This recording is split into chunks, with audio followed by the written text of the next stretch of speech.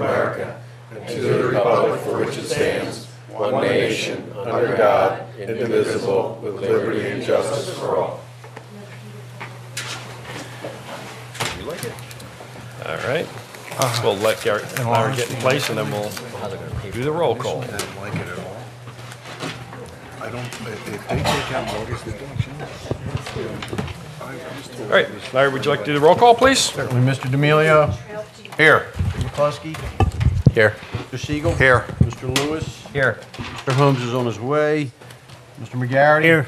Mr. Wexler. Here. Mr. Oliva. Here. And Mr. Connell is not here. He won't be here this evening. All right. Remember, we'll get started with the construction manager update. Lori?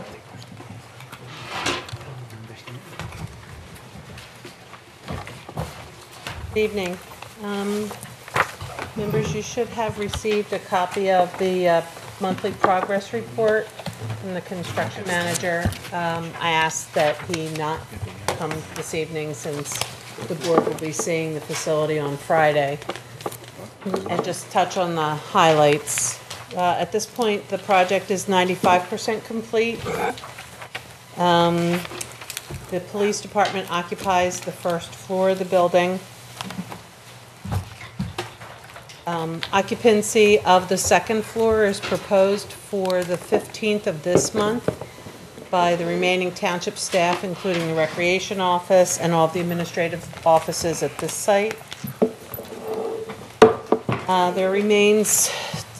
There's ongoing demolition. There remains a number of site improvements that will be carried through the spring.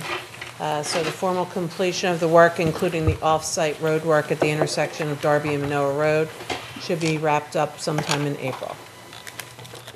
There's a 75% exposure on the contingency. I don't know if there's any other specific questions that you would have. Gentlemen, any questions? No, there seems to be none. Thank you, Lori, for that update. All right. Chief, would you like to give us your update?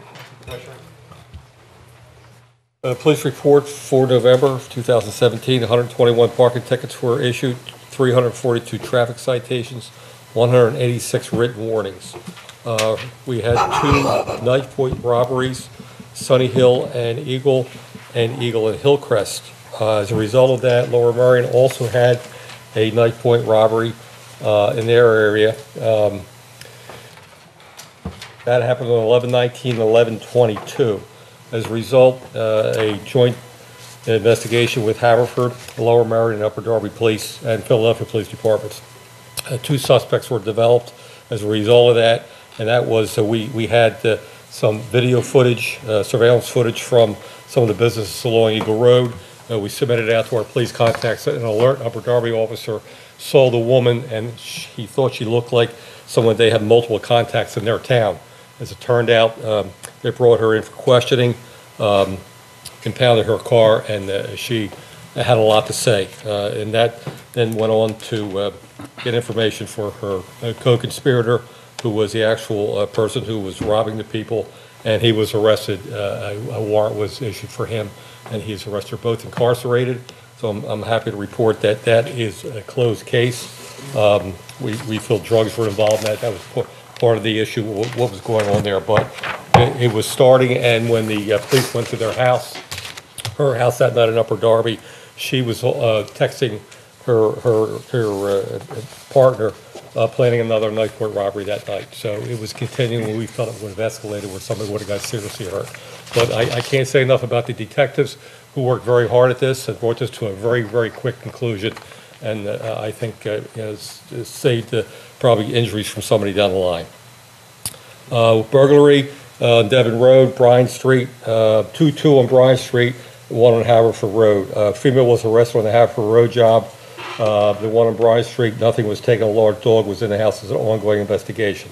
The second one on Bryan Street, the victim's son knows who's responsible. That's under investigation also. And the one on Devon, it was via an unlocked window, ransacked, nothing was stolen. A burglary attempt, at 1200 Bonaire Road, attempt to enter the rear basement door. And a vehicle theft, 2500 block of Haverford Road. The vehicle was left running unlocked and was recovered in Princeton, New Jersey. So we have a total of 24 thefts from vehicles. On November the 6th, police arrested a duo on Lewis and Spring Road where 14 vehicles that were entered were cleared that night. And the rest were in Grove Place. And we had issues up at the dog park. We had some leads on that.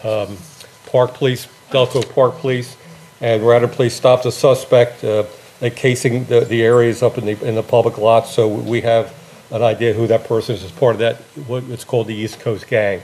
And they travel around breaking the cars of people who leave their pockets in the cars when they're walking or when they're out with their dogs. So once again, we ask that everybody locks their cars and put your valuables in the trunk. We'd attempt the theft from vehicle 2100 block of Bellamy Road and Waverly Road where a unlocked glove box. And the 600 block of Ashurst Road, suspect with a mask was observed trying to enter the vehicle.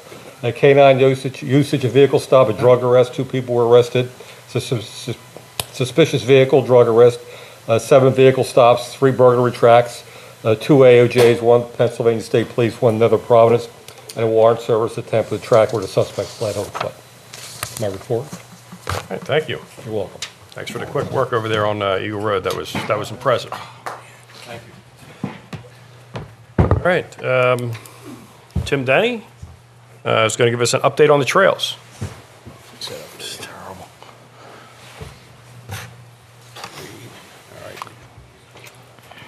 We can get a slideshow too. Look at that. Good evening, Commissioners. Tonight, we are going to give a presentation on the feasibility study for the Darby Creek Trail. And just to put this in context, some of you are aware, I'm sure, that in 2013, we opened up the Darby Creek Trail from Murray Place up to the bus yard.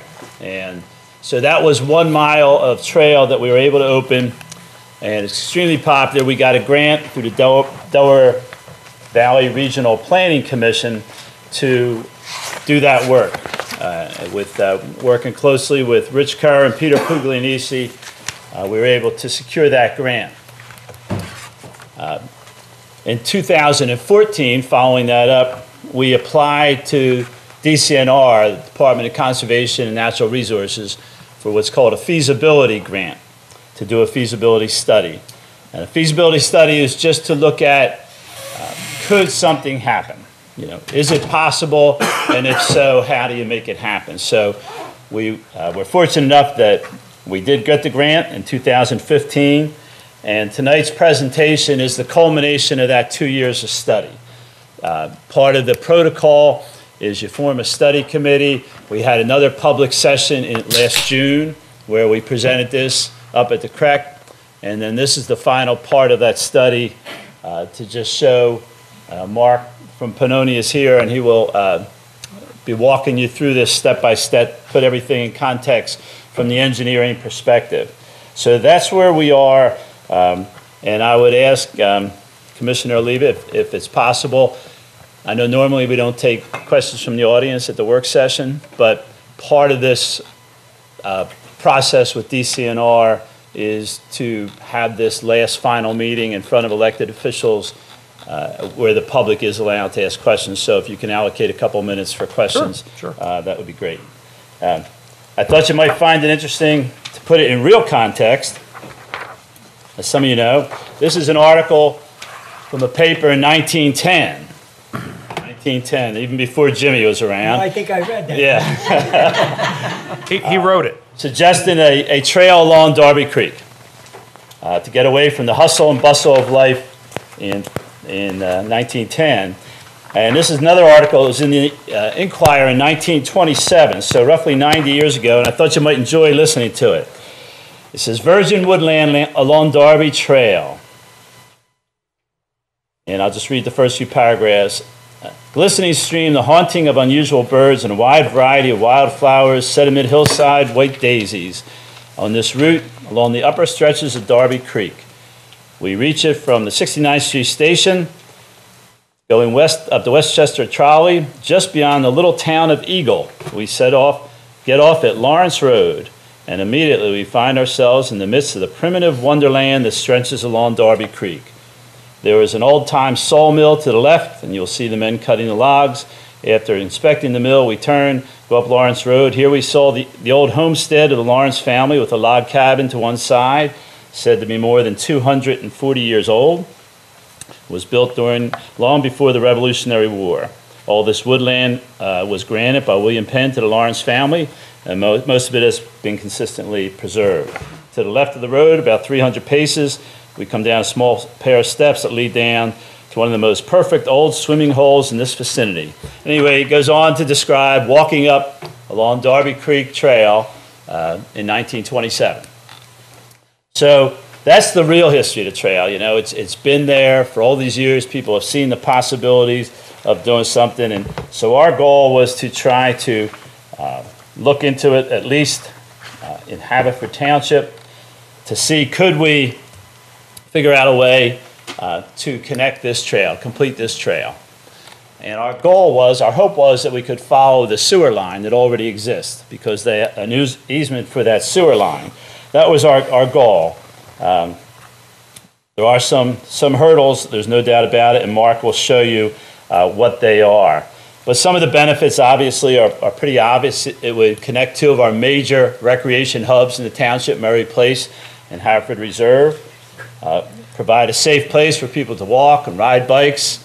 I think we all know the Radnor Trail and the economic value and impact the trails bring to a community, and certainly the health. You know, more and more we're hearing of the benefits of just getting out and walking in the woods and what it does for high blood pressure and all that. So those are the main reasons that we were hoping to complete this trail. And with that, I will turn it over to Mark and ask him if he can walk you through some of the challenges we face and possibilities. Thanks, Mark. Great, thanks Tim, and hello everyone. My name is Mark Morphy. I'm with Pannoni Associates. I'm a landscape architect and planner, and have worked on several other similar trail studies within the region, which is why I've been involved with this one. And as Tim said, we do have some slides to show you what we believe is the most feasible route for the trail, some of the challenges along the way. I'll move through pretty quickly and just in the interest of time, but if you want to slow me down or at the end come back, you can certainly do it and talk about this in as much detail as you'd like to. You know, Tim mentioned the trails up at the reserve, and just wanted to start with just acknowledging the other trails that are in the township. And in trail planning, one thing that's always a goal is to connect trails together. We always start with individual short segments, which are easy to implement, but the more you can connect them together, the more functional, the more enjoyable they are to use, because the more places you can go and the more people can access them. And you already have a lot of trails. This is, as Tim mentioned, the segment that was constructed a few years ago north of Mary Place. So this was our image of what we want to extend in both directions, north and south. What's shown in red here is the existing segment that is here today, and the goal is to extend this south into Upper Darby, and to extend it north as far as the reserve and connect into all the trails that are already here. So this is the route that we're going to show you tonight. Tim mentioned it's something that's been talked about for 100 years. It's something that's been talked about even more recently than that in recent years as part of a larger regional trails plan. It's not just Haverford Township or other neighboring townships. Trails are being planned at the county level, at the regional level, and this one is circled here. This is an illustration that's in the recent Delaware County a planning guide that was released 2 years ago that indicates Darby Creek Trail as part of a planned regional system with value, in that it has the possibility to connect beyond the other planned trails that are in other nearby municipalities. So it really has a high degree of value. This is just zooming in on a portion of that previous map, showing some of the further connections. I know this is a little hard to read, but just the idea that there's a possibility that this could connect further beyond just the Haverford portion. So I'm going to zoom in and take you sort of mile by mile or foot by foot here along the route. This is the existing section. Mary Place is at the south, the bottom of the drawing. It extends north to just short of Westchester Pike some photos that show what it looks like, and this is our image. So connecting south from that, Mary Place now is at the top of this diagram, down to Upper Darby at the bottom of the image. The idea is that we're going to extend through Mary Place, through that property. What's shown in yellow here in the diagram is a private residence that is right sort of in between the road and the creek at the spot that's the narrowest, the space between the road and the creek. This is just a different sort of series of diagrams on that same area. This is the house. Clearly, when we're implementing a trail, we want to do this on public property, and where we have permission to do that, we're assuming that that certainly permission would be necessary where we wanted to cross private property. So the thought is that in order to avoid this residence, which is in the yellow area, that the thing to do would be to cross over the creek to the other side, which is Marple Township. That property is owned by PennDOT. It's in between the creek and the Blue Route, and then cross back. Once we cross back, now we're back on township property, which is McDonald Field. We can come down the side of that with the trail and go around the field. There'd be a crossing at Vermont Road, and then we could get into park space again and extend into Upper Darby, where the trail is planned to continue through Upper Darby, and they're working on their end of it as we speak along the creek. This is an image showing what we think this crossing at Vermont Road will look like. Again, just a rough concept. We're aware that there's some issues here with the sight distance and the curve that's just up ahead, but we believe that this could be safely designed and engineered, and it would be a very useful, not only useful for the trail, but useful for residents to be able to cross the road to access, the field and Mary Place that's further up, and all the recreation that is already and can be expanded along the creek. Also, again, this is a little hard to see. The top is an aerial photo of that parking lot. Obviously, there's games going on at that moment, and we think this would be an occasion to maybe dress up this area as not only as a welcoming trailhead for the trail, but also as an amenity for the field. So there's some possibilities that the trail adds to recreation value of other places that already exist. So that's just real quick, the southern extension from Mary Place down to Upper Darby. North of the existing trail, we've divided this into just 4 sort of distinct segments, and I'm going to go through them one by one. At the very bottom of this aerial photo is where the existing trail ends, near the bus parking location. You see we have a little bit of an obstacle course to get up to and across Westchester Pike, so I'll talk about that. This is where, if you know where Barnaby's is, the car wash is right next to that. There's a parking lot. This is one of the sections that we have to cross that's not publicly owned land. It's private land. And it's a little bit of a challenge. The car wash, we've looked at many options here. I won't go into all the details, but I think after looking at many options, what we concluded was you could go behind the car wash.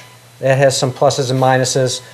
Probably the most practical and expedient way to route the trail is through the parking lot of Barnaby's, believe it or not. We think this can be done safely and in a practical way is the best way to go. What we're trying to get to is, I'll come back to that slide, is this photo that I have on the right, because the biggest challenge of all is Westchester Pike.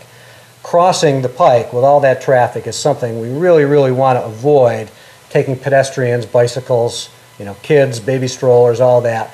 We really want to get to an existing underpass, which is what this photo shows, which allows us to cross beneath the Pike. And this is already there. There's enough space for a trail. Obviously, it needs to be designed and engineered, but just having this underpass available is a real advantage. We want to take advantage. We want to take advantage of that. Again, this is just showing the green is public property. The other colors are not. So we have some issues here. Some easements would be necessary from these property owners if we wanted to put the trail across their properties. This slide highlights what those owners of those properties, who those are and who those easements would be necessary from. But we believe that it's feasible to route the trail through here for a short distance in a way that would be safe and effective. Once we get... Have you had any preliminary conversations with any of the property owners at this point? Yes, do you want to mention that now or when we finish? Yeah, we talked with pretty much everybody up and down the creek. And the reception has been, Maybe I'll let Mark do his thing and then I'll We're address not, it. the audience Oh, I'm not sorry. hearing. Can you step up to the mic? I'm sorry. We have spoken with Barnaby's, we have spoken with the car wash, and we have spoken with the apartments, and they have all been inclined to go along with it. We do not have any formal agreements with them at this point, but they were all receptive to the idea. encouraging. I think where we're, and this is typical of many types of these projects everywhere, where you're dealing with commercial landowners. There's one attitude. We have another major challenge is what's just beyond the apartments, which is private residential properties, which abut the creek. So obviously there's a different level of sensitivity there. Clearly, as I said at the opening, there need to be permission from any private property to cross with a trail.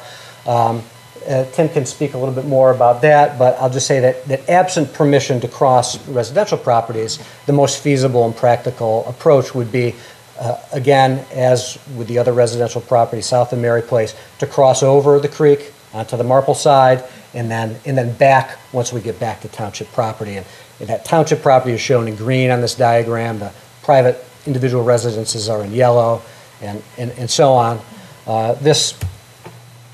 This is another photo that just shows, there are 4 homes that are along the creek in this stretch. And Tim will say a little bit more about that issue. Thanks, Mark. Yeah, as you see, there's 4 residences there, and our hope was that we could follow the sewer line, the whole way, because they have an easement there. Not only does it make it a lot easier, but certainly crossing the creek is a real challenge, both financially and getting the permits. And in trying to explore some of these, we've had some conversations with the residences. Some are more receptive, others understandably have some reservations. But in talking with Lori this summer, looking into it a little bit, we found kind of an interesting thing that I've been talking with Jim Burns' office about a little bit. And apparently when that Waterview was developed back in 1977, from what we can gather anyway, there was an expectation of a recreation easement for a trail along there. And yet the final plans did not show it, but there's something from our solicitor in 1978. It says from the Larry Weitzman, the planner, to Ken Klaus, please prepare an easement agreement for the lands of Burns and Simon, situated between Darby Creek and Darby Creek Road, immediately north of the Robindale Apartments. They have agreed as part of the terms of their subdivision and land development approval to give us a 20-foot wide easement for the purposes of constructing a nature trail. Pleve has this document prepared for execution, but it does not show up on the final plans. So, our hope is maybe we can revisit that, talk with the residents, see if there's some way that we can continue to follow the sewer line, but all that is still in discussion.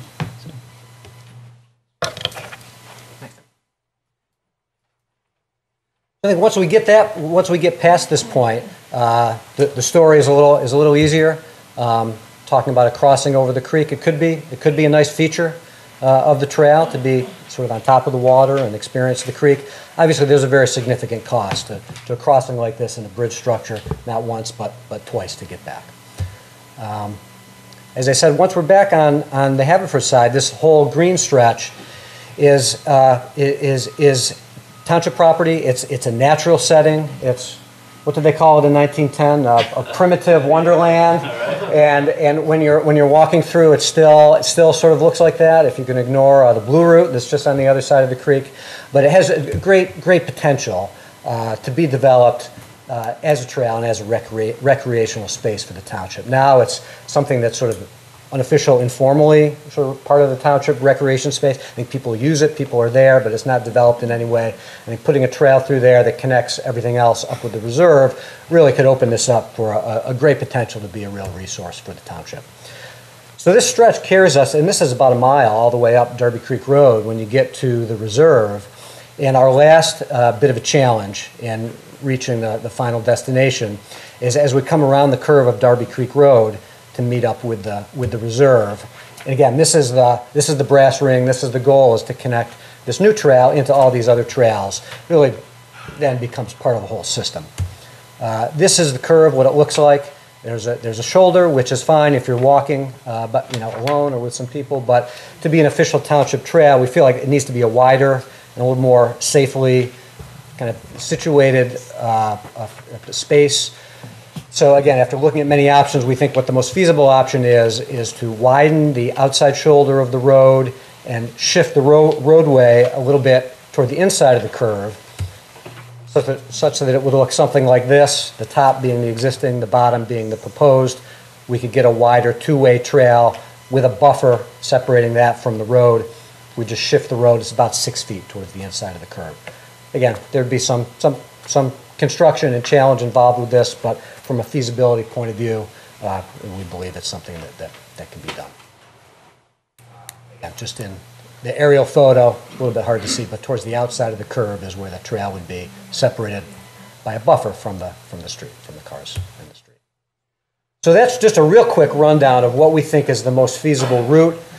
Just outlining the next steps.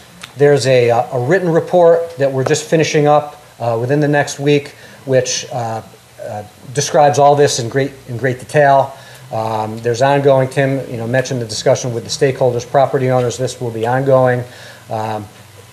This is a concept, just sort of a route and some basic ideas, but we need to dig into the details of the design, especially where we have challenging spots. So we can continue to do that. We're developing a construction cost estimate right now, which will be finished shortly. We're aware that there are sources of grant funding for future stages, final design and construction. One great thing about trails, which is why one of the reasons they've become so popular, is that it's a favorite topic for grant funding agencies at all levels, so there's money available to pay for these things. So we've in the process of doing that, and all this is part of wrapping up the requirements of the grant, which will take place this month. We'll finish up all the work that was part of that grant in December and be ready to go on to the next step from there. Be happy to talk about it and answer any questions. I'm sorry. I was going to ask a couple questions, actually. Tim, as you know, we were thinking about extending the trail along Glendale Right. through Westgate. Is that part of this study? That is not part of this study, Steve. That would, that's kind of separate, but it certainly fits in exactly what Mark said. The best trails are those that lead to subsidiary trails and connect to other parks and other trails. So in that sense, yes, but not specifically for the purposes of this feasibility study, but that obviously would be an additional benefit. The more that it connects, the better. So you will consider that? And Oh, sure.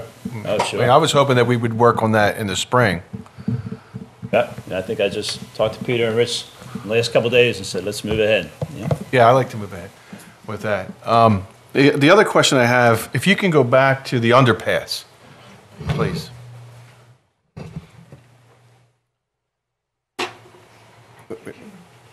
There. The only concern I have, and it's just me being overly protective, is this area here. So have you spoken with the chief about safety along parts of this trail? We have not had that kind of conversation at this point. It's pretty open. I don't know if you've walked under there, but it's I think I have. Yeah. I've led a trail walk up there for the past 10 years, and we've had, I think our oldest walker was 84. I've had people with baby carriages. It's pretty wide open, and it's not as foreboding as it may seem. But certainly, we would talk with the police if we ever get to that far.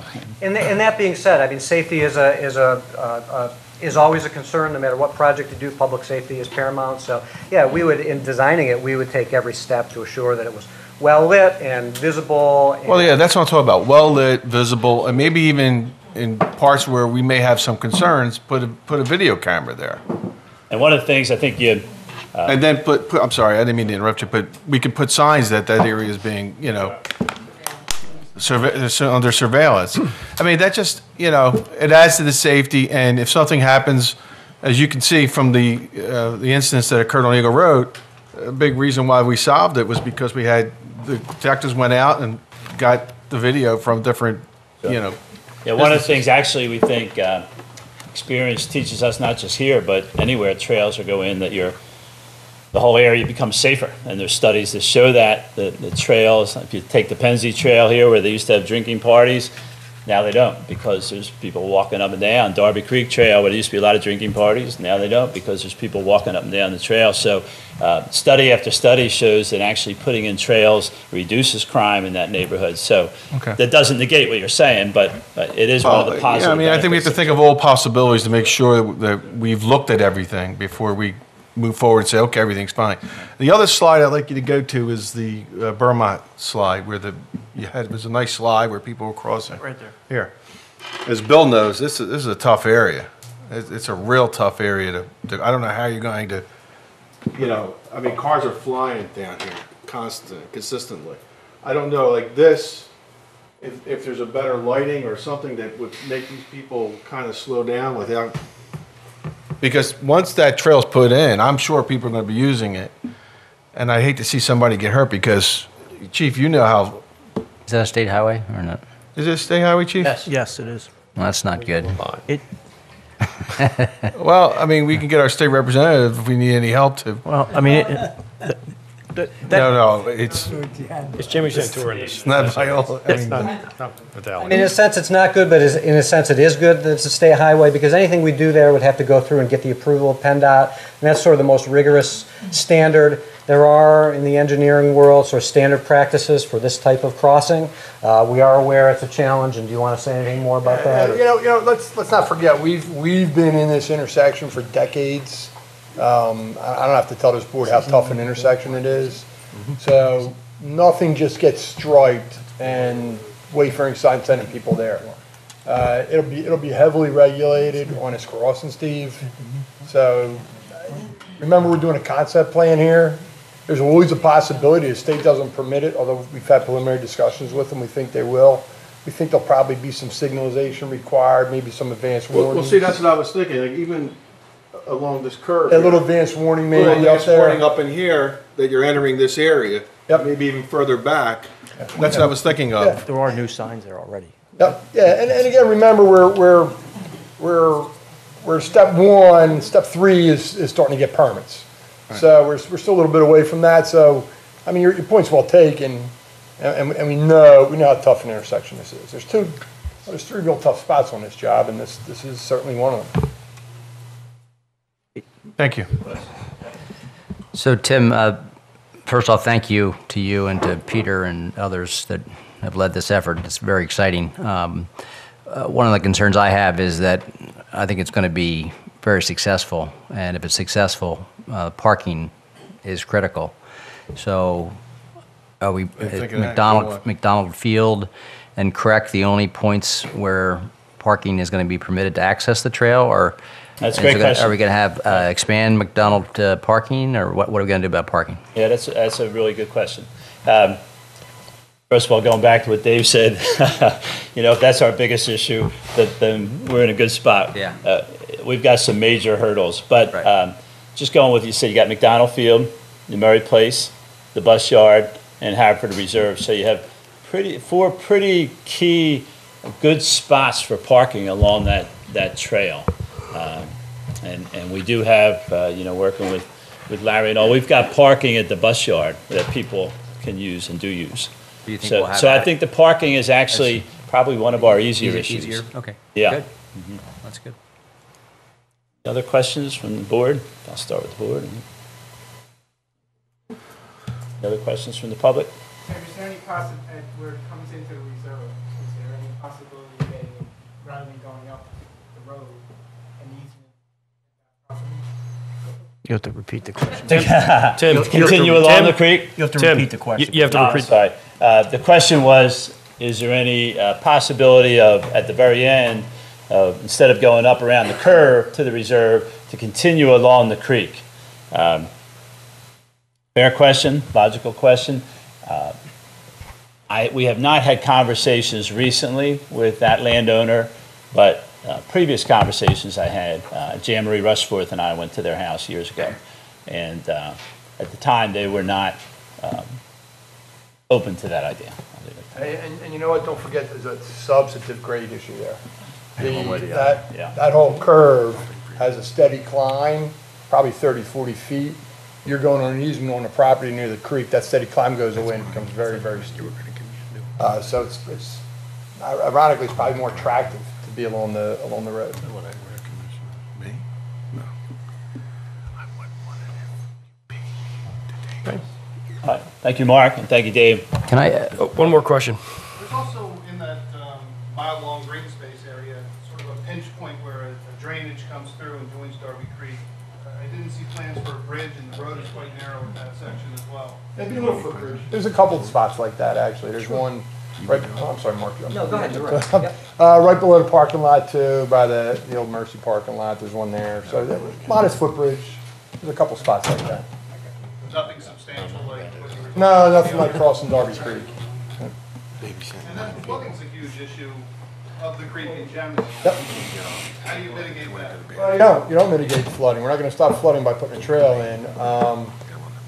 Right now, the area, well, Mary Place is susceptible to flooding. It's in parts of it are in a 100-year floodplain.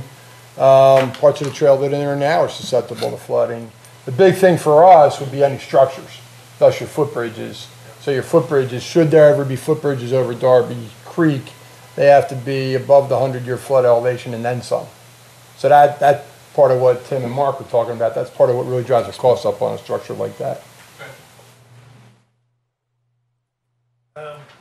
Any thought to, once you're in the reserve, now you're on sort of a narrow sidewalk, so we're going from a trail to a sidewalk, maybe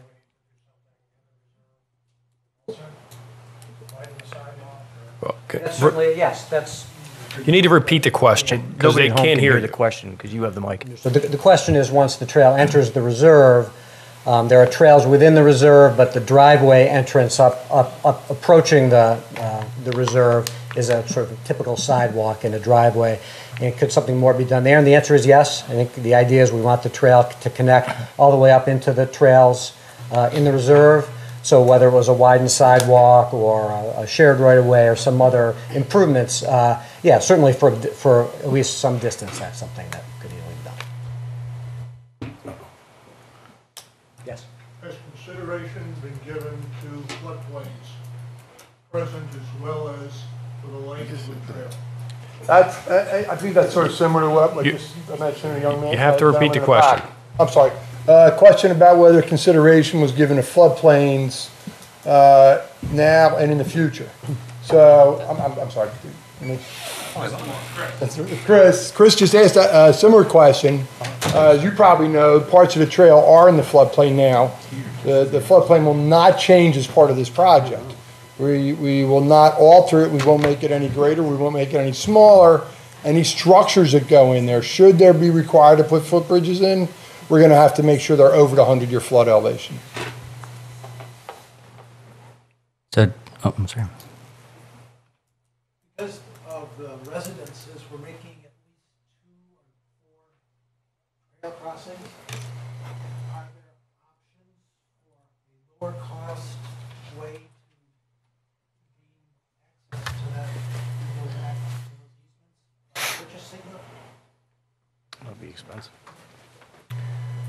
That's a good question. The question was, because the cost of going over the creek is so prohibitive and perhaps challenging in terms of getting permits to begin with, is there any thought of talking to the residences about actually purchasing that property? There has been discussion. I talked with Jim Burns' office, especially in lieu of that documentation from 1978, that perhaps that's the next round of discussion. Could we perhaps go in and actually purchase the property? But that's the next round of discussion. So, but it certainly probably would save the township a lot of money. 2 questions. One, have you talked to Marple Township about reaching over onto that side? Has there been any conversation there? And then the second question, which I'll just add on, is at Darby Creek now, Darby Creek Road, where it turns up. There's a unofficial access point. People climb over the guardrail, sort of go down the hill. And I noticed a white line on the plan in that area. Is it the intent to maintain an access point there, or would that sort of change? I think I'll let Dave take, I know there's been some conversation with PennDOT, who actually owns the land over there. And the white line, I guess, Mark, I'll ask you to address that if you want to talk. Yeah, we have had preliminary conversations with PennDOT, whose property this is on the Marple side, and again, they were open to the idea. It's unused land at this point.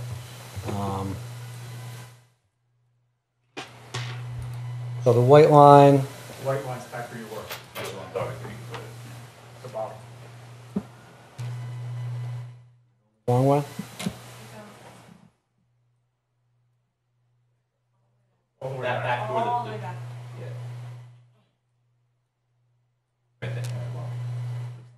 right there. It's right at the top where Darby Creek turns up the road. Darby Creek Road cuts. That boundary line. Just differentiating between private and public land. It's a private That line. white line. Oh, and yeah, that line is just meant to be a border between the two types of ownership of the property. So sorry if that was misled. Not that opening that you're. That's okay. It's sort of the southern access point now, and that's why I access that. No, the plan did not presume that would be an access point at all. First of all, that stretch of Darby Creek Road is really unfriendly for pedestrians. So no, we would never suggest that would be a place where people should be. Goes through your neighborhood. Yes, sir. Consideration been given to comfort facilities, widening the road sufficiently with a base that will allow police vehicles to go through if necessary. Comfort stations. The question was comfort stations for users and how accessible will the trail be for police and emergency vehicles. The answer to comfort stations, we had not to date thought of new and additional comfort stations. The thought would be existing facilities at the Reserve and at Mary Place, for instance, would serve that function. As for accessibility for emergency vehicles, yes, of course. The entire length of the trail will be passable by emergency vehicles, and there will be many access points. Certainly there'll be public access points, but there'll be additional access points that may be sort of only for emergency vehicles, some openings, gates, and so forth that could be accessed in an emergency. So that's something that would be planned Trail for. going to be open during winter time, when there would be snow on ground, or is it going to be closed? I'll let Tim answer that. The trail would be open year-round to those who choose to use it, the same as the existing Darby Creek Trail already is, and the Pennsy Trail. All right. Tim, well, can I just, one more question. So what are the next steps? What can this board do to help? And it seems to me that you might want to, I assume you're considering doing this in phases possibly, and it looks like the first phase that may be the easiest, maybe not easy, but the easiest would be from the Crack to Westchester Pike. I don't know.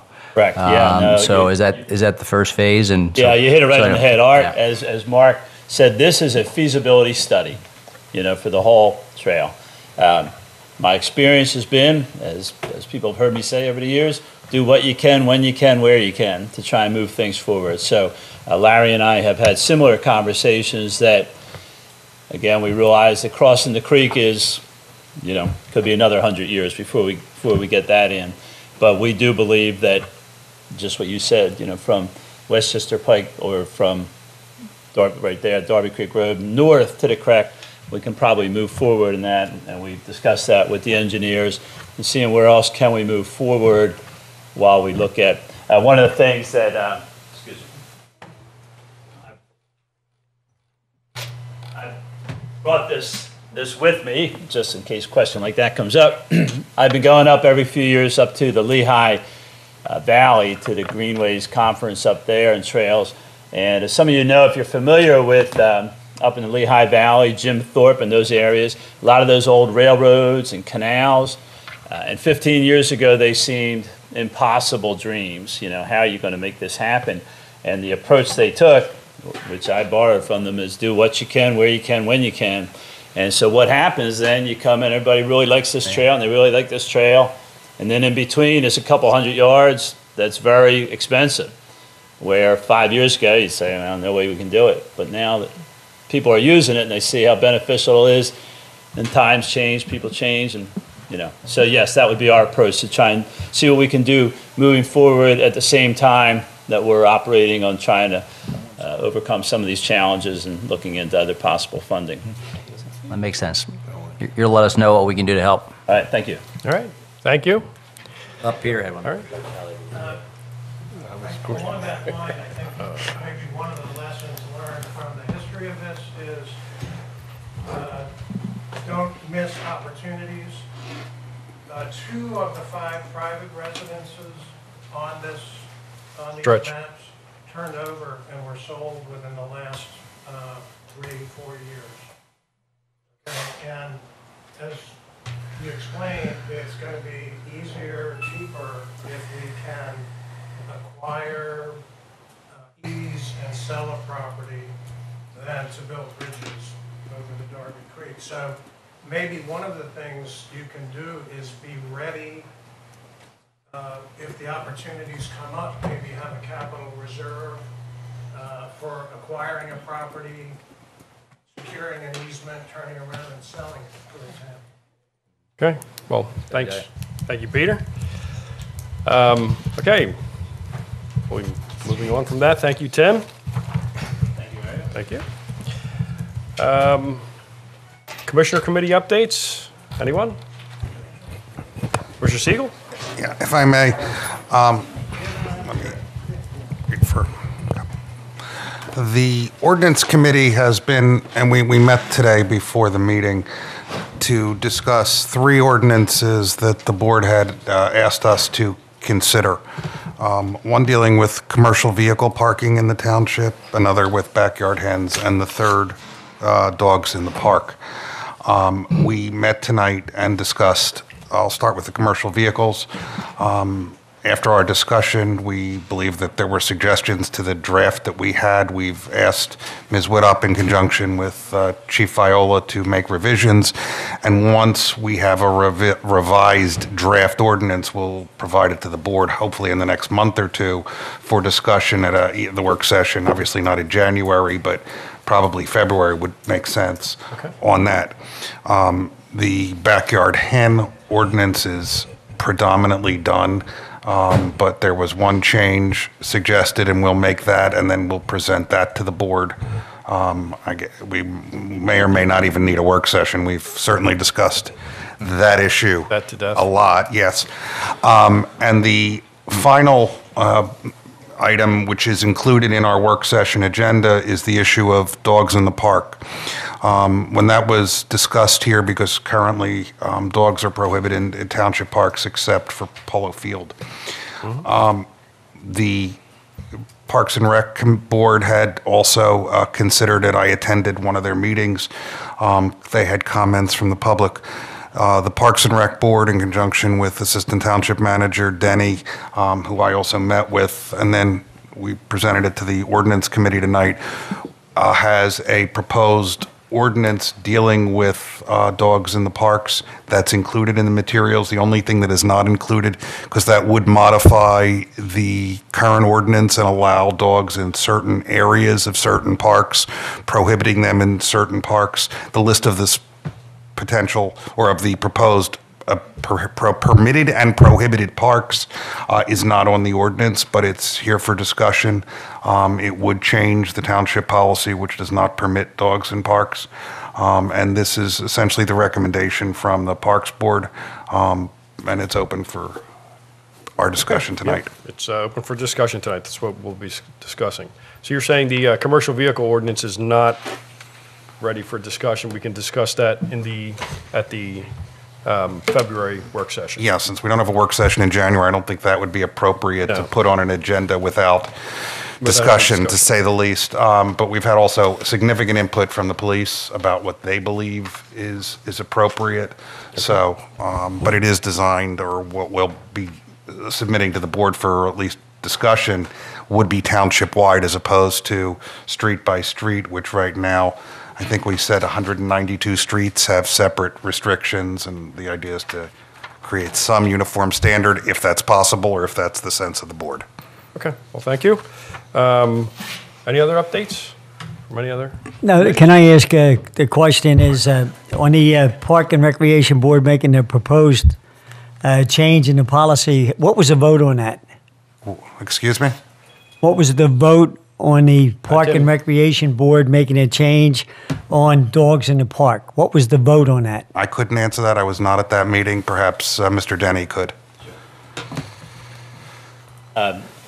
Commissioner McGarry, we did not take a formal vote. It was unanimous sense of the board, but we did not take an official vote.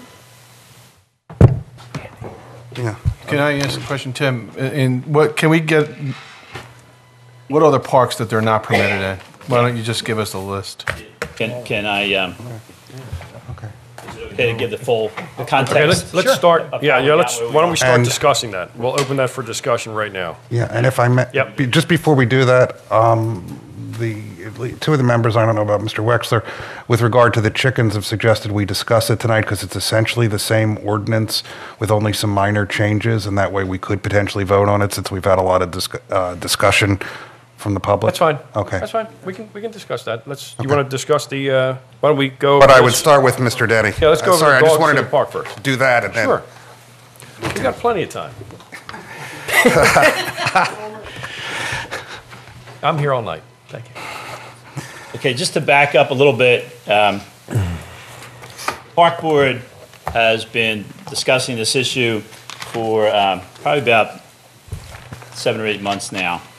And the reason that it came up was a couple pieces to it. In the spring, we started getting a lot of phone calls, and some of the board members were being contacted regarding the township's policy on dogs in parks. And from that, we looked into it a little bit, and the township's current ordinance is very confusing. And I think it's because it was amended a few years back, and the amendment's all that got in. That's my sense. This is from the old code book that some of us old timers had way back. And under regulations governing parks, it says no horses, dogs, or other animals shall be permitted in a park. So that's the old code book. The way it reads now is no horses or other animals except canines shall be permitted in the polo field park. Canines that are properly leashed and under control may be walked around the perimeter of the park only, and all excrement must be picked up and removed. So that part was intended to be an addendum to the ordinance, but somehow over the years that's the only parts in there. So when the public looks at it, they don't know what that means. It's a sort of out of context. So that was one of the reasons we said, if nothing else, let's clarify our ordinance. Let's make it clear what our ordinance is. The other thing that was part of this discussion was because now that we have trails, Darby Creek Trail, the Pennsy Trail, the trails up at Haverford Reserve, you are allowed to walk your dog on a leash on those trails. Yeah. Well, it's not a park. So then the question became, well, what if the trail goes through a park? So again, there's kind of a gap in our ordinance that already reads somewhat Zen-like. So you have an ordinance that's very confusing. You have trails that have been developed in the last 5 to 10 years that sort of changed that. And the third thing that we heard from the people who came to the park board meetings was the inconsistency of enforcing. You know, how come today and not the other days?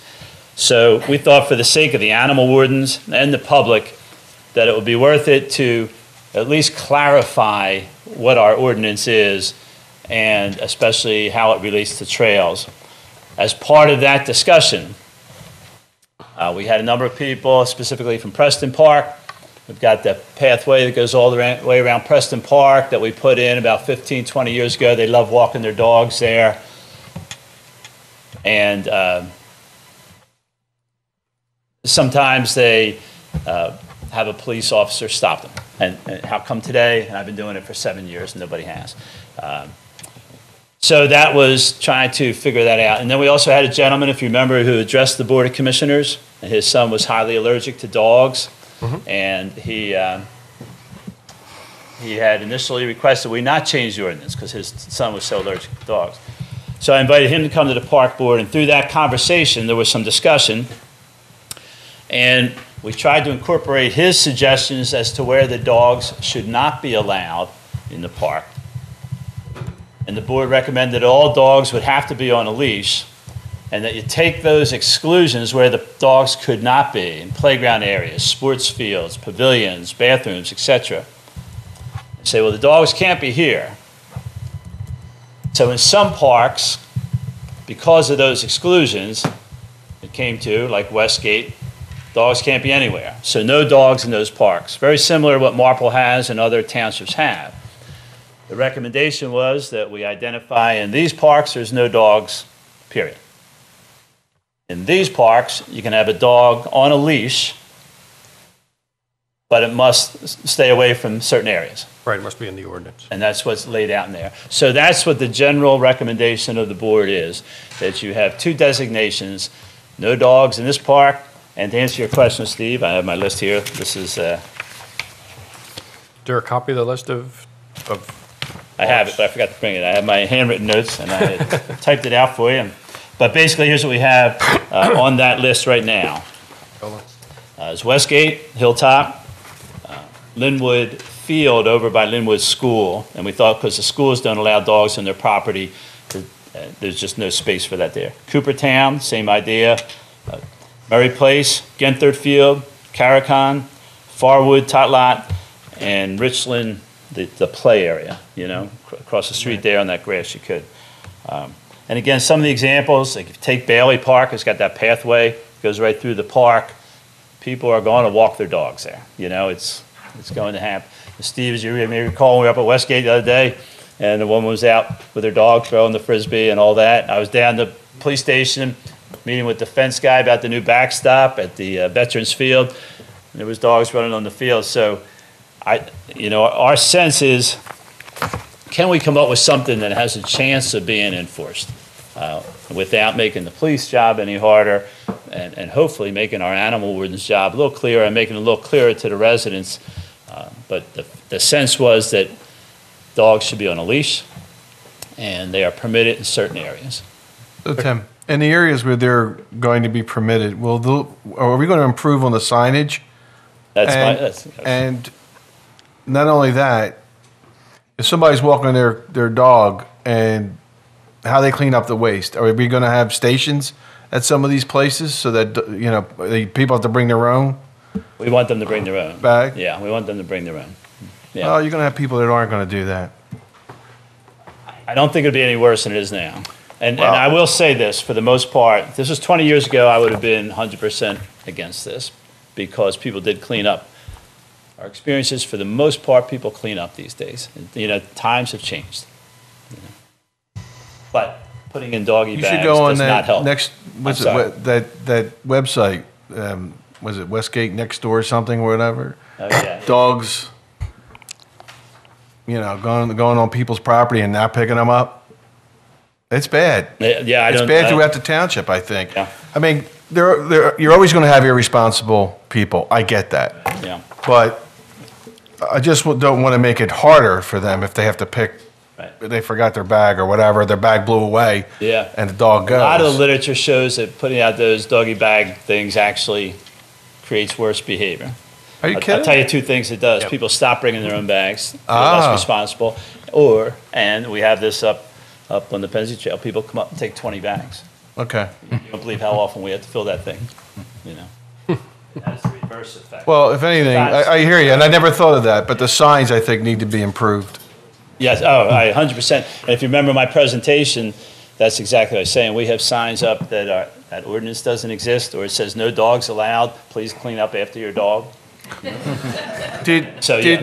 Larry, did you get involved with this with the animal enforcers? Did they have a say in it? I mean, he was there. I think he was there at the meeting. Attended 3 of our meetings. The one meeting I was at. Mr. Denny's had our animal control officers involved in the whole aspect, so yes. I don't want to make it harder for them either. No, my hope That's is why that it's gotta this makes be- it easier for them, because they were in the middle. I was getting all these phone calls about Powder Mill Park, and the guy's in a no-win situation. You know, they're saying we're walking on a trail, but it's going through a park.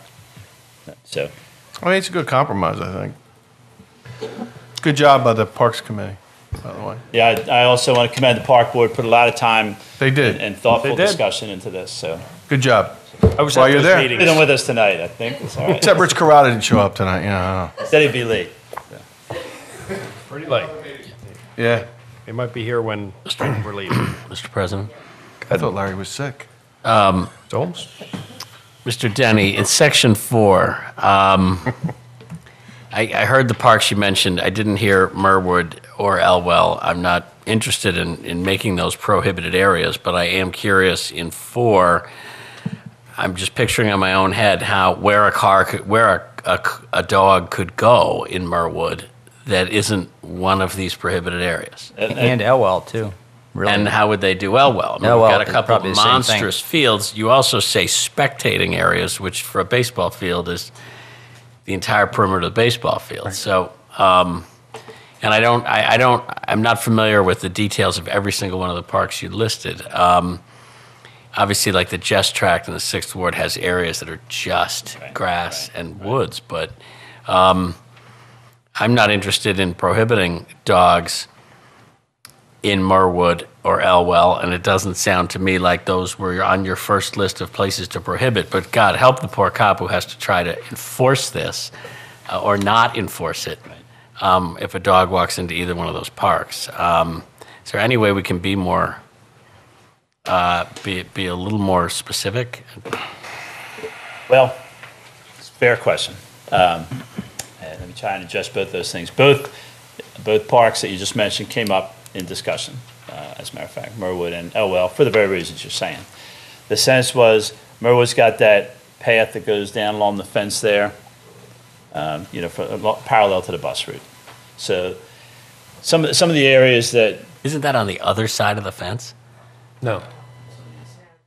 Okay. Yeah, and we want it to be somewhat realistic in an unrealistic setting, we realize. That if somebody's coming across there and then they probably want to go across the bridge at Cherry there, that's a pathway cutting through the park. And we wanted to say, they're going to do it, let's at least get them to have them on a leash and stay on the pathway. And with Elwell, as you know, they're heading over to Haverford College. So our sense was, let's keep them on the edges of the field, on the edges of the park, heading over to Haverford College. So at Elwell, it'd just be along the both edges of the property? That was our Going. sense. I mean, right now, it can't get worse than it is right now, period, because it's, it's just, there's total confusion out there. And almost, and again, I'm not trying to knock our animal enforcers at all. They're in what does this even mean? Our hope was we would emphasize 2 things. Got to be on a leash. Stay away from the playground areas, stay away from the areas that if you had a child who was allergic, if you're off to the sides. And one of the things that the police officer, Gene Dolan, who has the son, he really wanted to push the idea of in or around, because he thought, well, if you're in the bathroom, but if you're around the bathroom with your dog, when my son walks up. So I went back and forth with Dan. We realize that's vague, but we're hoping that best judgment and intent, spirit works. I don't know how you can get real specific without, again, his hope was in and around, so I think Dan suggested putting that where he thought it made sense, and otherwise, we don't want them in the playground areas, we don't want them in the pavilion, we don't want them in the ball fields. So that was, I'm open to any suggestions, but it's a tough situation. Yeah, I've got plenty of folks in the 6th Ward who have talked to me about not being able to walk their dog even through or around one of these parks. Now they will believe they can. And what my concern is going to be is about enforcement. When somebody at Elwell complains about the dog there, and you get into a situation of somebody saying, of a police officer trying to explain the serpentine route that the dog is allowed to take to get to Haverford College. And that's a much bigger park than Merwood. I don't know how you get from one end to the other. Perhaps, you know, if it was a sense of the board to boil it down and say, if you may recall when we were first discussing this in the spring, I suggested maybe the perimeters and the pathways are the only places you could have it, you know, and then it became, well, what's a perimeter? And then there are some areas like the back part of Guest Park where it's not near anything, so you say, okay, you don't have to be on the perimeter there, but. Yeah, but if you prohibited Elwell entirely because so much of it is playing fields, you know, that's one of our biggest parks in town, and we would say you couldn't have dogs there, and that would make would make no sense. I'm sorry, the outer perimeter of Hilltop, on the backside, the part that faces down by Hillside. Yeah, yeah, you're right. That part is all spectators there, so it's the perimeter. Right, and that's why Hilltop's on the no dogs list. How? The idea was to try and get them on the perimeters and the passive areas, on the pathways, and away from everything else. But are the prohibited parks? Did you take a 30,000-foot view and just make sure that there aren't people in neighborhoods who cannot walk their dog to any park because of the prohibitions on what parks are out? I mean, I like what I'm hearing so far from my perspective where I'm in Ardmore, because Jest Tract is fine and Elwell's fine and Merwood's fine.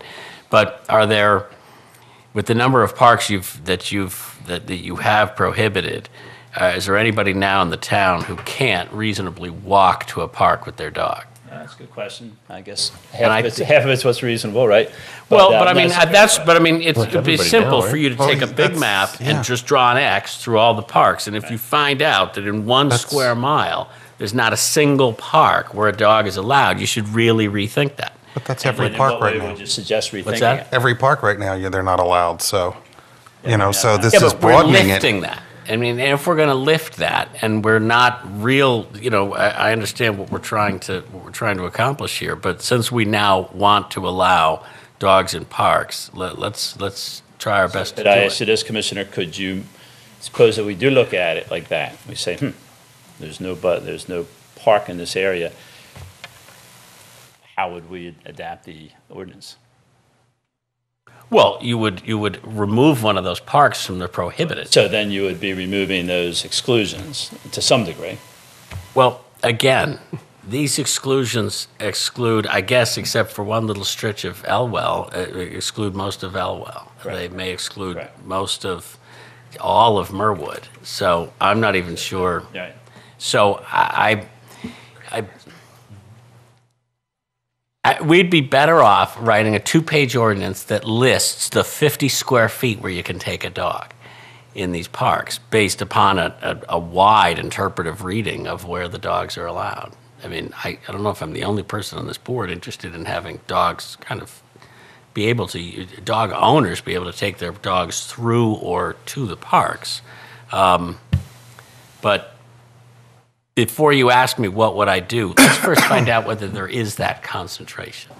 If there's an area that has 5 parks within a mile of its residents, or 3/4 of a mile, half a mile, and every single one of those parks is prohibited, let's re-examine that and see why. Okay, and all I'm suggesting, I'm not opposed to any of that. I'm just saying we'll re-examine it then from a geographical point of view, so we should therefore adapt the wording because we're changing it for different reasons. No, but your wording in 2 is simple. These parks the dogs are allowed.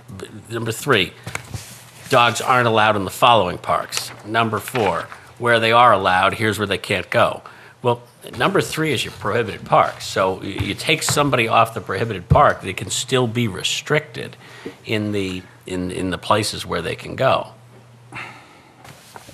Well, yeah, I'm not sure perhaps we're missing each other here. No. But the prohibitive parks are because of the exclusions. It's not, it's not. But that's still a discretionary call on your part, because there are parks that you didn't put on the list that it's hard to imagine where exactly a dog could go. And so there, by somebody else's interpretation, there may be parks you put on the list because you don't think there are places the dogs can go. I'm hearing the list for the very first time, so I can't say it off the top of my head. I understand your point, and I'm not disagreeing. I'm just saying that it would seem if that's our criteria, then we change our criteria.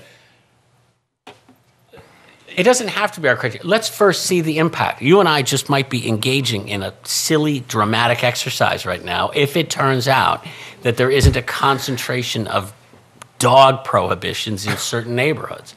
But if there is, let's see whether it can be addressed without tearing apart your ordinance. Or change the ordinance. Or change the ordinance. And that's what I'm suggesting. Maybe if that's the issue, we change the ordinance. But the purpose of the ordinance wasn't geography. It was to create a situation where the parks that we have, the 35, 37 parks, what? 33. 33. I can't count that high. But that people could bring their dogs. If we go geography-based, then none of these restrictions has any basis to be used, because you're going to have to change those.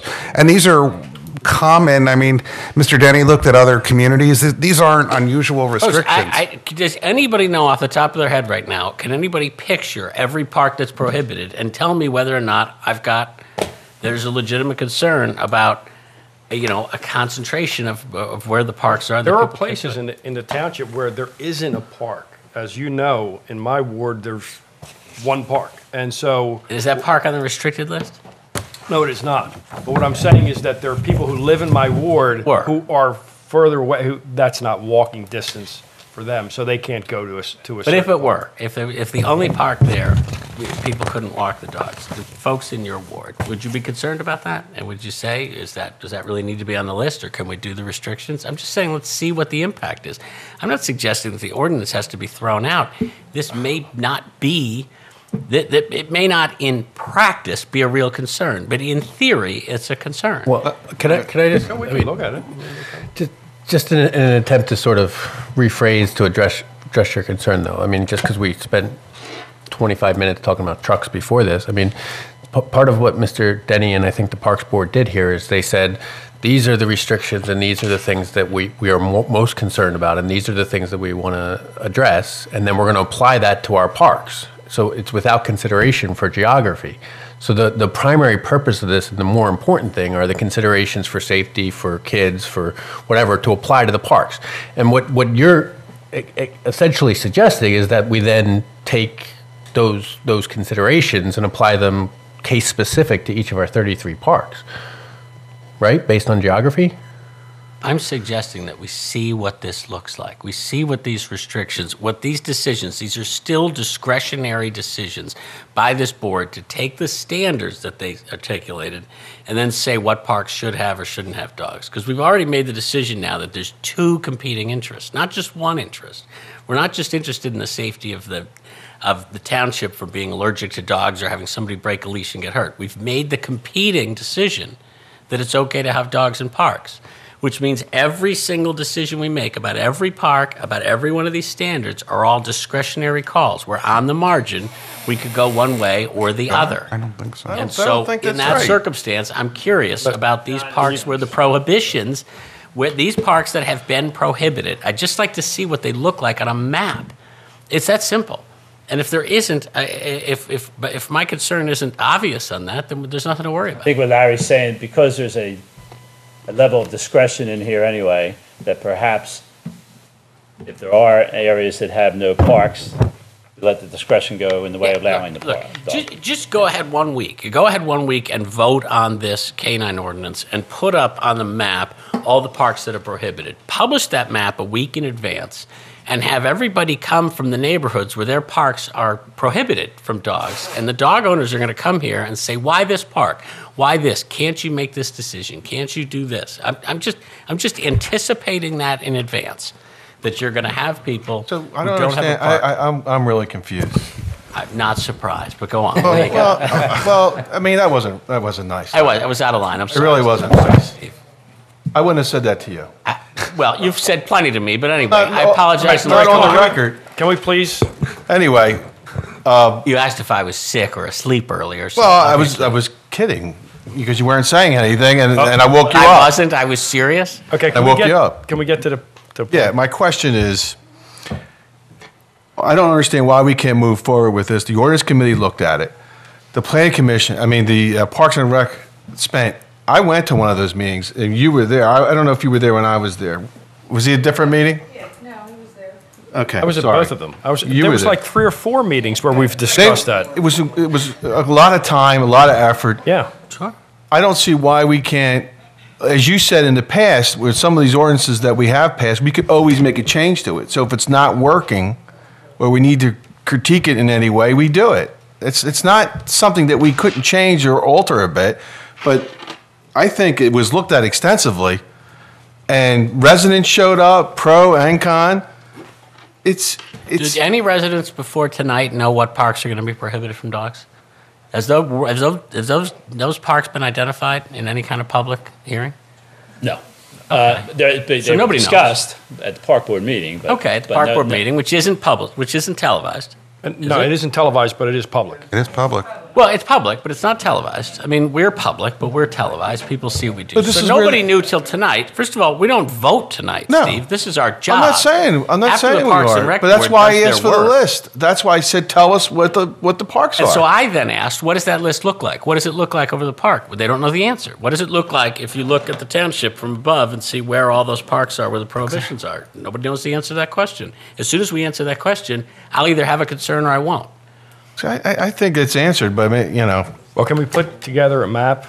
Yeah, I mean, put together a map. And then The other thing, just for what it's worth, I said to Dan that perhaps you could leave it up to the individual commissioners, but you want to explain? That's a great idea. That's a great idea. That's not a good idea. I like that idea. Hey, that's Did not- terrific. Yeah. Didn't like that idea. What an awesome idea. To be fair, is that we did look at this quite a bit, and certainly because of the gentleman's concern about the allergies, it added a level of complication that if Let it me ask hadn't you, been. do we ban peanut things from the pavilions? Oh, my God. No.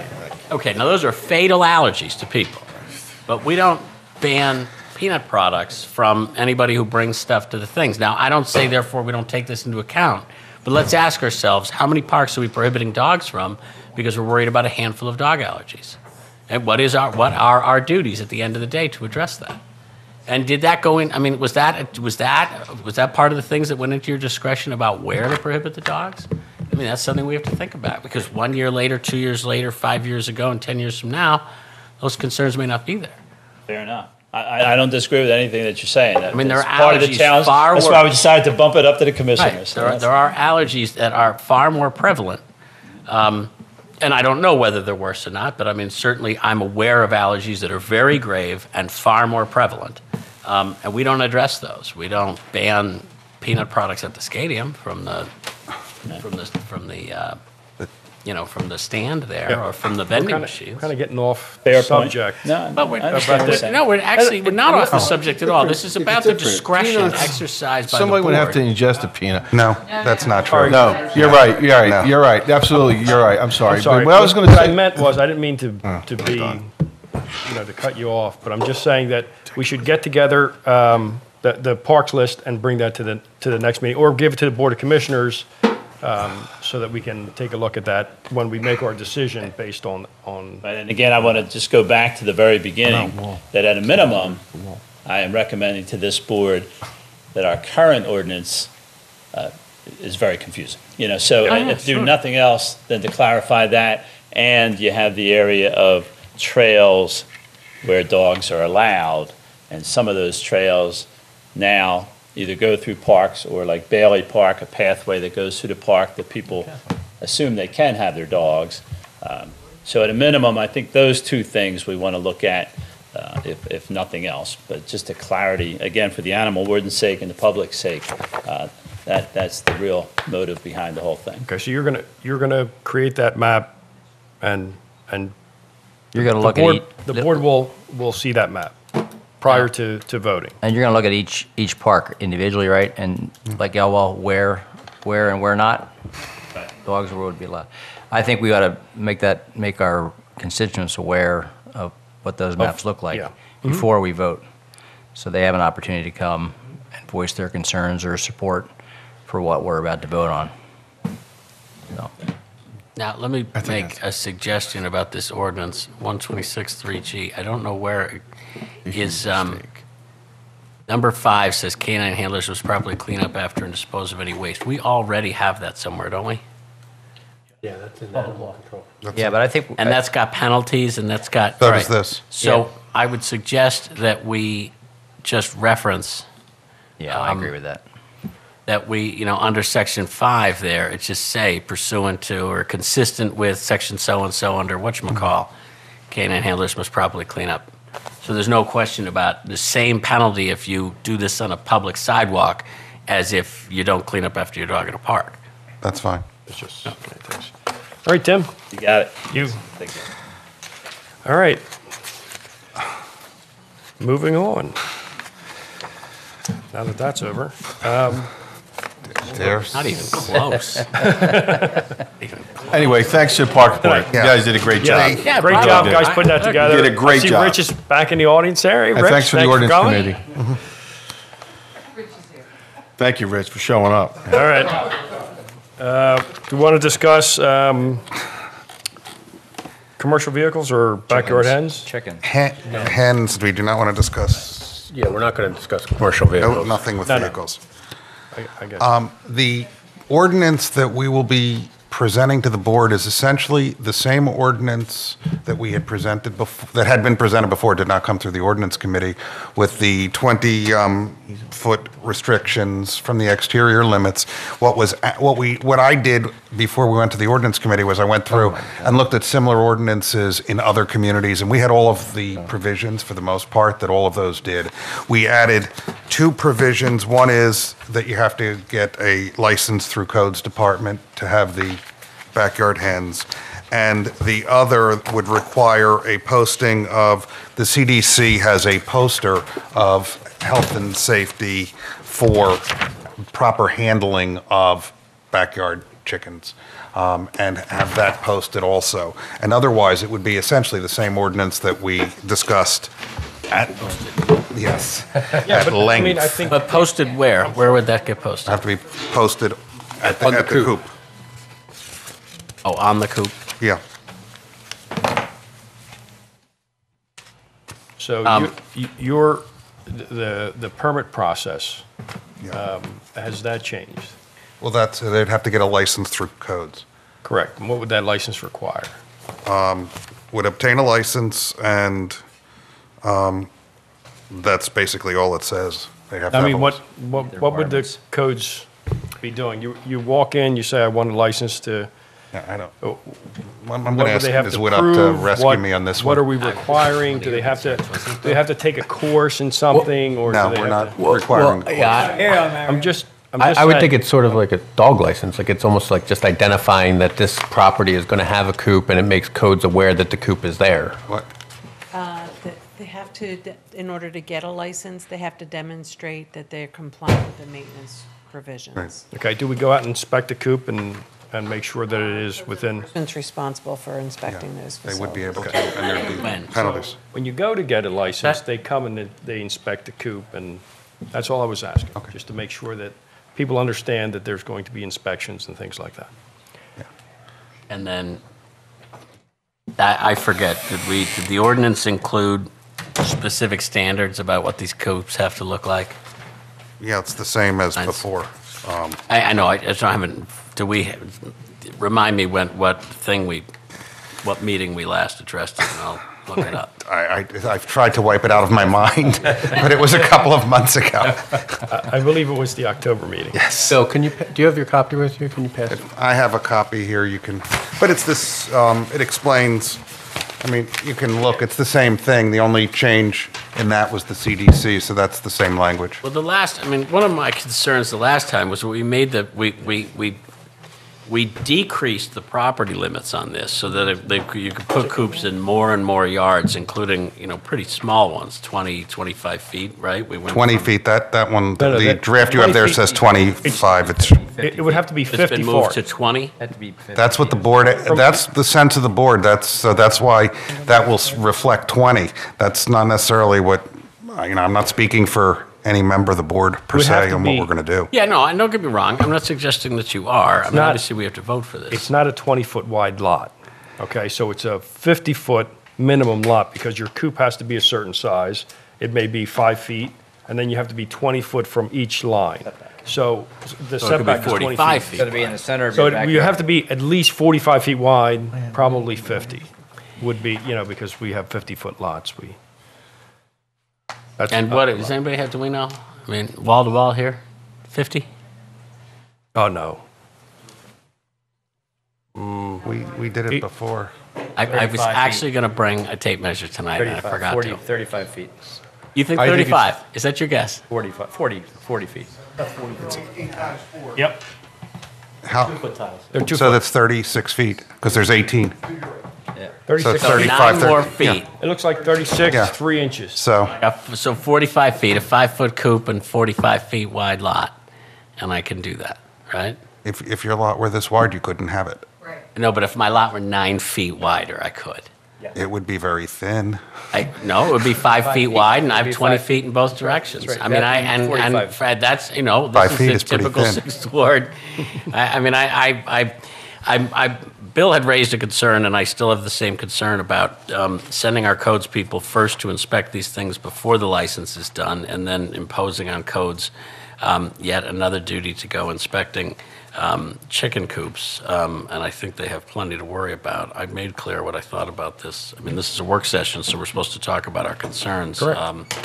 I didn't think there was any problem when we confined this to 1 acre properties.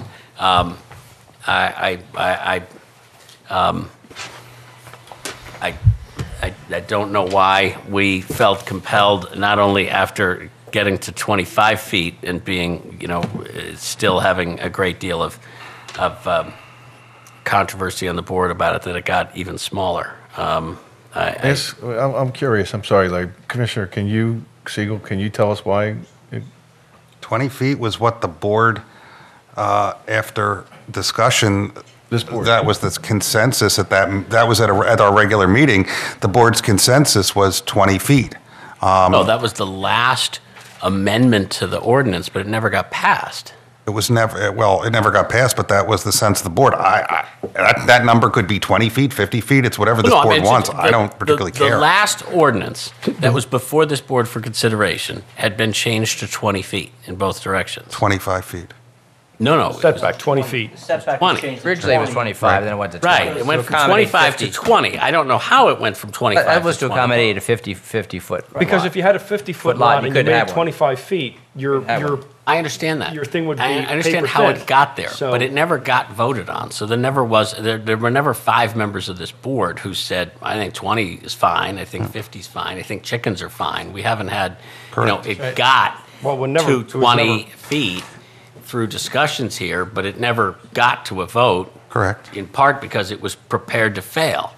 But the CDC thing was an important concern of yours, Mr. Siegel. If you feel that the posting is, it works and it's part of what other townships do, then I appreciate you did that. I still have no interest in allowing people to raise chickens in properties this small. I think it's a humongous imposition on the neighbors, and I think it's a pain for our folks in codes to have to deal with, and that's my position on it. Okay. Anyone else?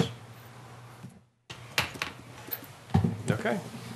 So it'll be on the agenda for. Will it be on the agenda? Yeah. Agenda for Okay, next it'll be week. on the agenda for, Next week. for voting. Let's remember, we've had a lot of discussion on this, so. Vote next week. We're gonna get to a vote. We're going to get to a vote. So you can vote it up or down, whichever way you want. And that's it. That's all the discussion we have. Next week, we have ordinance P 21, 2017 traffic reading. Any discussion on that? And then, of course, everybody has seen the schedule. That'll be we'll be putting in the new schedule. That's resolution number 2017, which is gives us all the schedule of the meetings, when they're going to be. 2018. Or 2018, I'm sorry. It says, well, this is 2017 on the top of that. They won't be in this building. It needs to be corrected. Mr. O'Leary. And then, but they won't be in this building. No, they will not be. Yes, they will. They will? Yeah. Oh. We don't. You're disappointing me. As of right now, we're pretty, I mean, unless something drastically changes, we You believe. mean the that- next December meeting? I know, but we're saying these meetings, all of these meetings will be. We do not have audio visual, has not even arrived for the new building, so we're pretty certain that at least up to February, this board, all meetings will continue out of this building. Okay. The room will be available, furniture will be available. The audio visual is still weeks away, and then there's several weeks of training, so. Okay. But most of the schedule will be in the new building.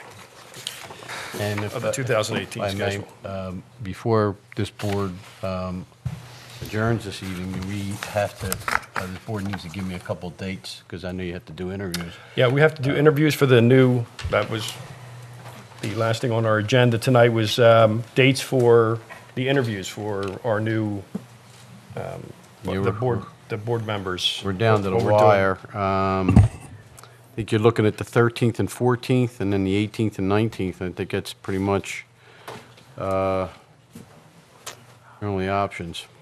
13th and 14th I cannot do. No, The 14th is bad for me. Yeah. And the 19th, I'm out of town. So is the 18th good? Yes.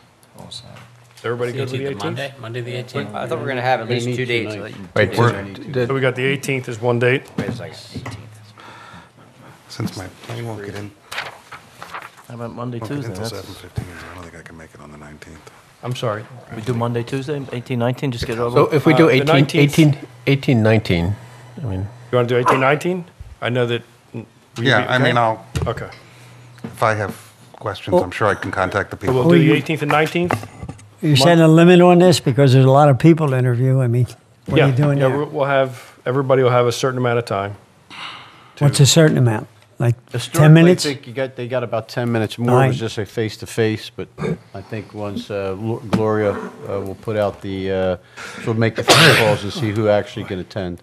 Okay. And then she'll put it out. What time? So what will be 18th and 7 or 19th? 6:30 or 7? It you know- depends on how many people we have, what time. So we'll adjust that and we'll let everybody know, but it'll be the 18th. I think the starting point, more realistically, because there's a lot of people, I think you're looking at 6:30. Now, somebody remind me, it's not disqualifying if a person can't come to the interview, right? Never has been, no. No. Okay. No, we said if they couldn't with cause. Okay. That's already in our. So it's That's in our 6:30 on the protocol. 18th, In is our that right, protocol. Larry? What's that? 6:30 on the 18th? And the 19th. Okay. Yeah. All right. And with that, I will entertain a motion to Well- adjourn. So moved. All right. Second. All in favor? Aye.